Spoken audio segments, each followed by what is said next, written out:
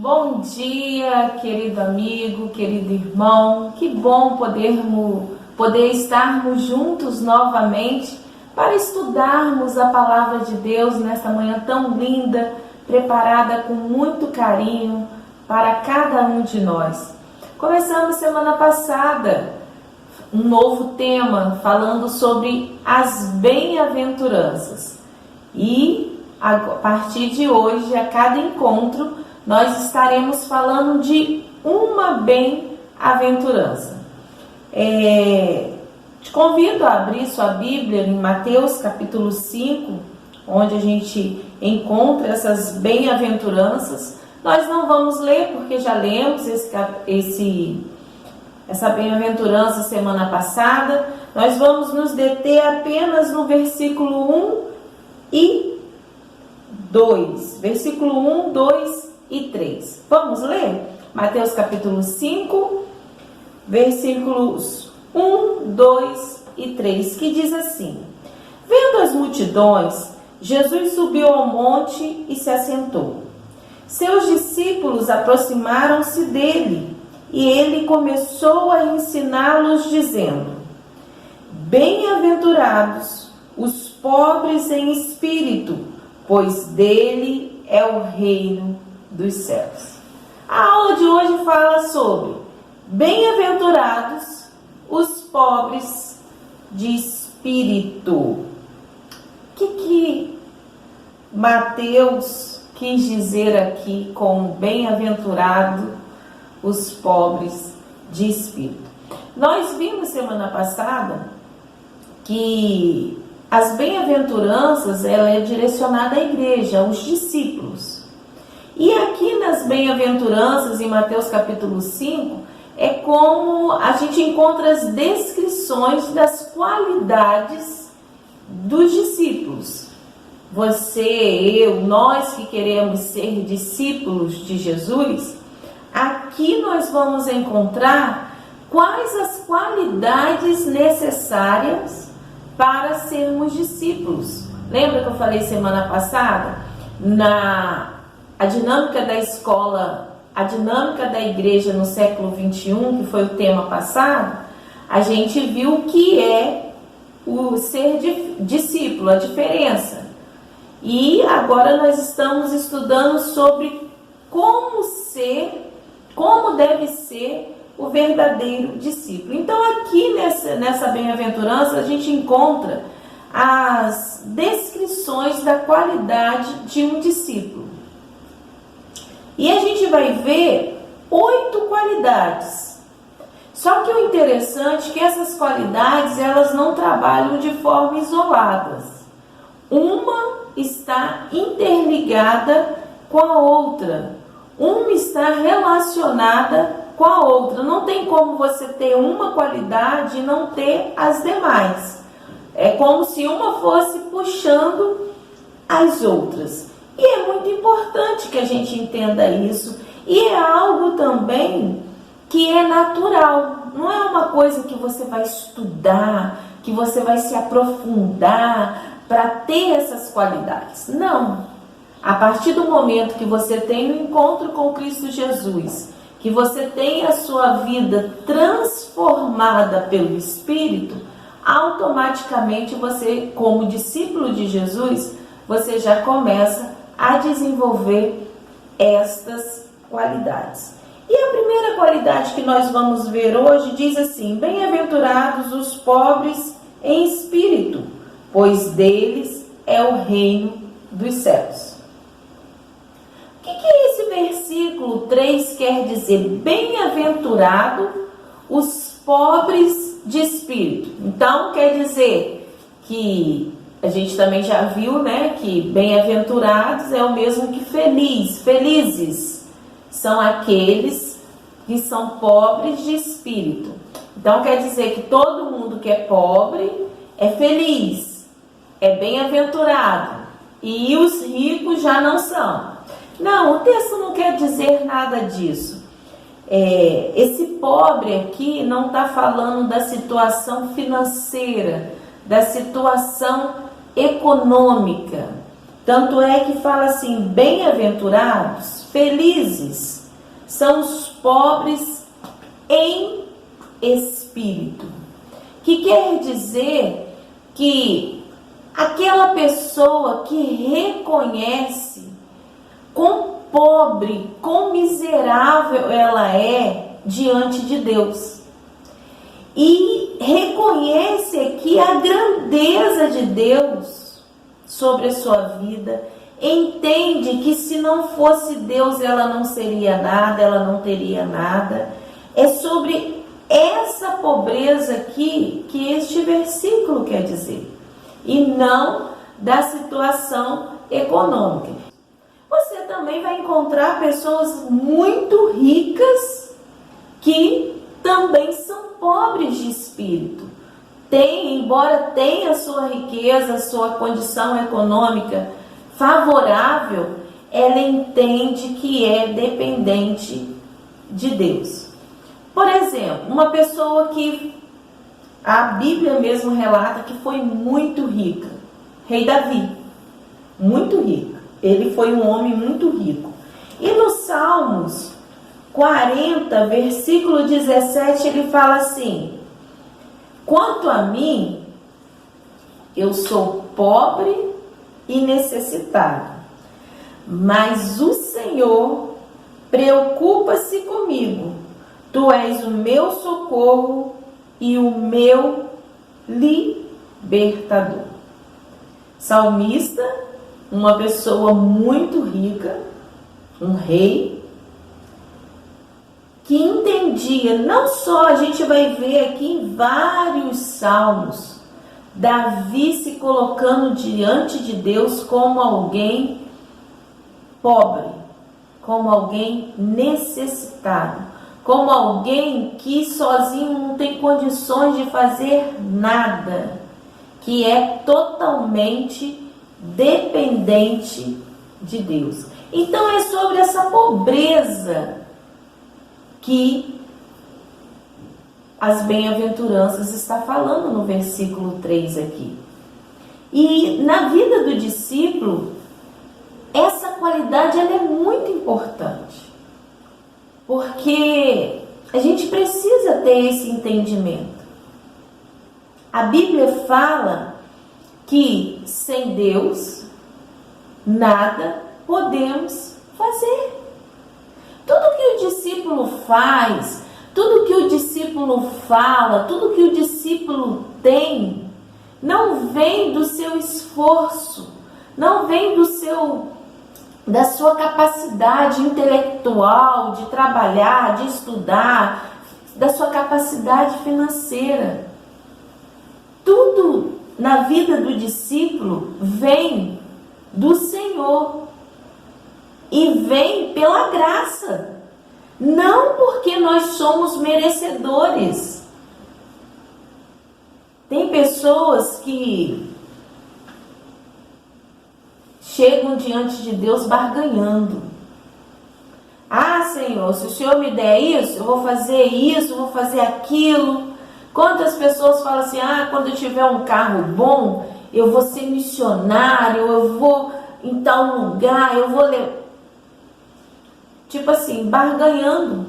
E geralmente quando as pessoas se achegam diante de Deus dessa forma, é comum, quando isso acontece, ele até se esquecer de Deus, se esquecer do que ele havia dito para Deus. E Deus já conhece, né? Ele sabe muito bem quando nós estamos de coração sincero na sua presença e quando nós estamos apenas tentando barganhar, tentando ganhar algo. E tem também aquelas pessoas que chegam, se enchem de si e falam: não, porque eu prego, porque eu ajudo os necessitados, porque eu faço, eu aconteço, porque eu sou uma pessoa muito boa, muito generosa. Essa pessoa não tem essa qualidade. Essa pessoa não é pobre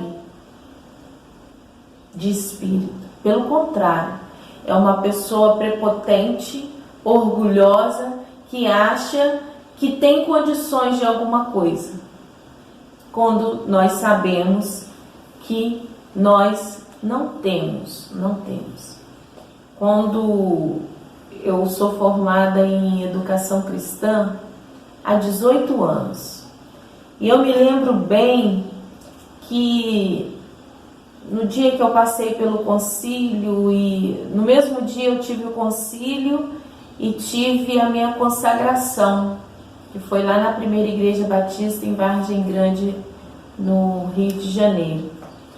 E eu me lembro bem que uma das músicas que eu cantei, não, porque não sei cantar, mas que eu pedi que cantasse, que é do Diante do Trono, que diz assim: não tenho palavras para agradecer tua bondade, dia após dia me cercas com fidelidade. E esse louvor fala um pouquinho mais. Ele fala assim: nunca me deixes esquecer que tudo que tenho, tudo que sou e tudo que um dia eu vier a ser, vem de ti, Senhor. E ao longo desses 18 anos na minha caminhada no ministério, vira e mexe, eu me pego cantando este louvor, que é uma forma de eu trazer na minha memória de que a Lucélia não tem condições de fazer nada. nada. A Lucélia é totalmente dependente do Senhor. E ao longo dessa minha caminhada eu tenho visto quantas vezes sou convidada para dar uma palavra, para pregar, e eu fico ali, e a mensagem às vezes chega praticamente no dia. Quantas vezes eu estou com a minha mensagem toda pronta, estudei os comentários, procurei, pesquisei, chega na hora, Deus muda. E eu fico assim: Senhor. E geralmente quando isso acontece é quando mais o Espírito Santo fala através da minha vida. A gente tem trabalhado aí através das gravações, e tem semanas que são muitas gravações. Tem semanas que a gente fica assim, exausto. Mas coisas simples, a gente vê que é Deus direcionando, Deus dando as estratégias, dando as ideias, mostrando pra gente qual caminho seguir, mostrando pra gente o que fazer, como fazer, quando fazer. A gente está numa série de mensagens na Turminha da Alegria, falando as histórias que Jesus contava sobre parábolas.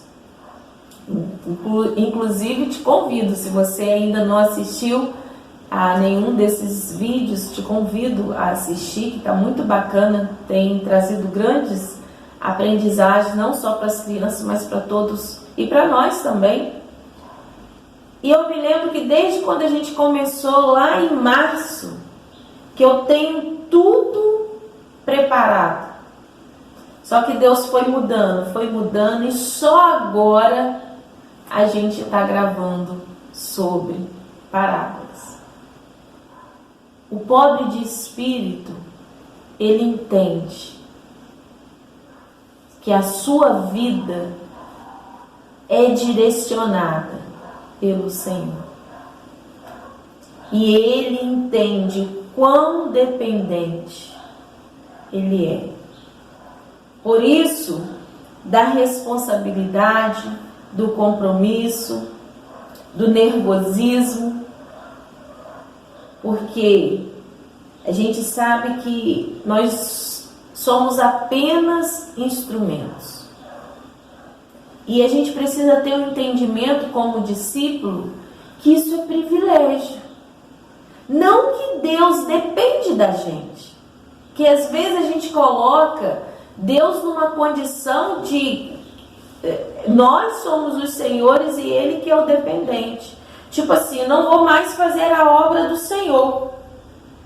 Não vou mais. E se vira.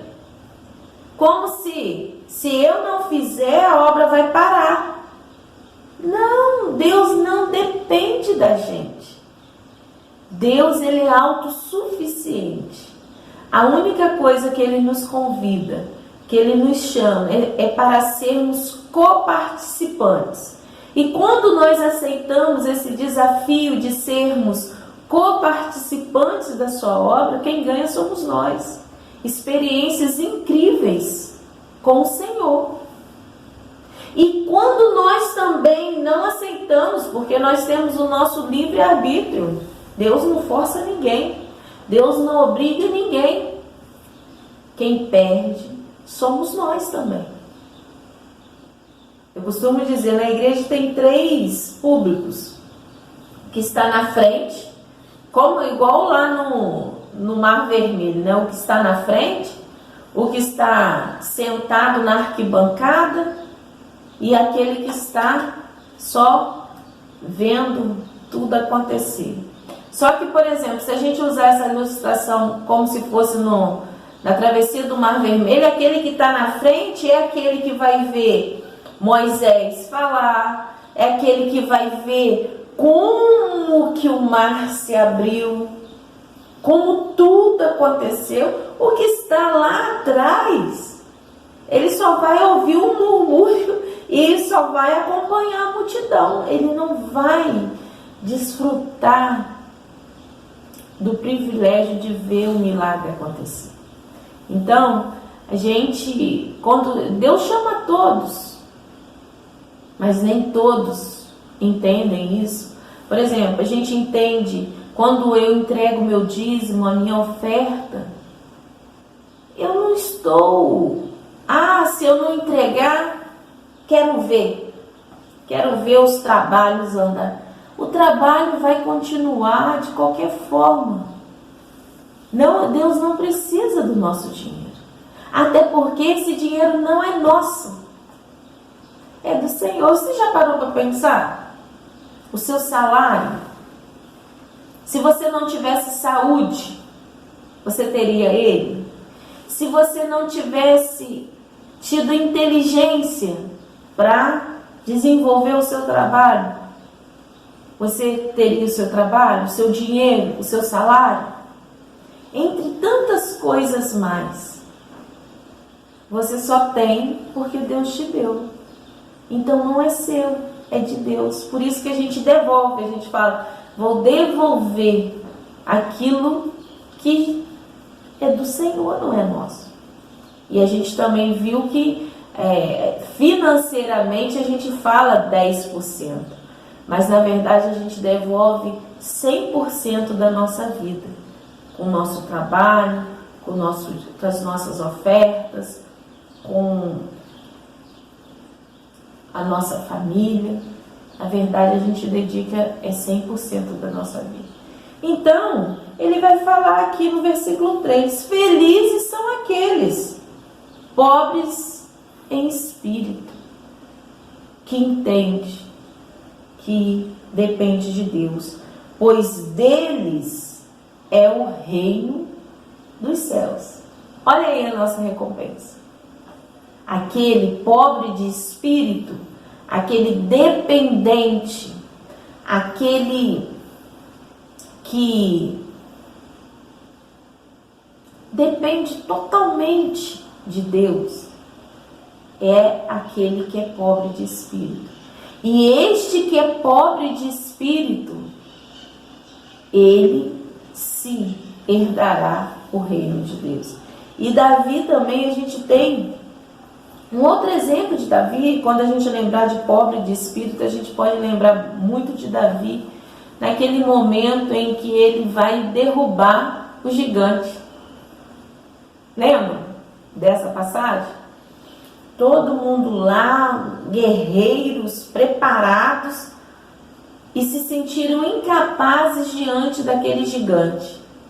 Só que Davi, ao chegar ali, vê aquele gigante, aquele Golias, insultando o Deus dele, lhe bateu uma indignação. E a Bíblia fala que Davi, ele foi com 5 pedrinhas. Não é que Davi foi com 5 pedrinhas. Davi foi na força do Senhor. Por isso que ele venceu. Ele poderia ter ido sem nada, que de qualquer forma ele venceria, porque a força não estava na pedra, a força não estava em Davi, a força estava no Senhor. E contra o Senhor não tem Golias, não tem problema, não tem dificuldade, não tem mar vermelho que o impeça. Porque a Bíblia fala que para Deus não há impossíveis. Não existe. Por isso que Davi venceu. E se você quer de fato ser um discípulo de Jesus, você precisa começar a meditar nessa bem-aventurança, nessa primeira bem-aventurança, nessa primeira qualidade de um discípulo de Jesus, que é ser pobre de espírito. E você precisa começar a desenvolver isso dentro de você. O que você tem foi o Senhor que te deu. E Ele te deu não porque você é uma pessoa muito boa, uma pessoa que merece muito, por isso que você ganhou. Não. Até porque nós não merecemos. Ele nos dá por causa da sua graça, que é infinita sobre as nossas vidas. Que nesta manhã possamos estar meditando e inclusive possamos começar agradecendo ao Senhor. Senhor, muito obrigado. Muito obrigado pela minha família, porque eu conquistei a minha família, não é porque eu sou bom, porque eu sou um trabalhador, por isso eu conquistei minha família, porque o Senhor me abençoou com a minha família. Muito obrigado pelo privilégio de poder te servir na tua casa, na tua obra. Tudo que eu faço, ai de mim se não fosse o Senhor. Ai de mim. Eu não faço nada de mim mesma, é tudo o Senhor dirigindo. E o dia que eu fizer de mim mesmo vai dar tudo errado. Não vou muito longe. E comece então a desenvolver essa qualidade. Entendendo que tudo que eu sou, tudo que eu tenho e tudo que um dia eu vier a ser, vem de ti, Senhor. Um forte abraço, tenha um domingo maravilhoso na presença do Senhor e que você possa, de fato, experimentar essa felicidade diante de um espírito pobre. Que Deus te abençoe, um forte abraço e até semana que vem.